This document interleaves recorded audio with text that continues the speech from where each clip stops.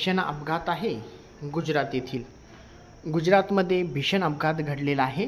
अनियंत्रित बसनं अनेकांना चिरडलेला आहे.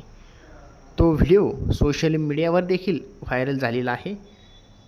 राजकोटच्या इंदिरा सर्कलजवळ एका दुर्दैवी अपघातात शहर बसनं अनेक वाहनांना धडक दिलेली आहे.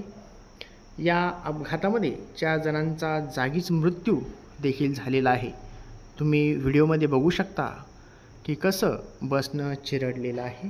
घटनेनंतर संतप्त नागरिकांनी बसची तोडफोड केली आणि रस्ता देखील हा अडवलेला आहे.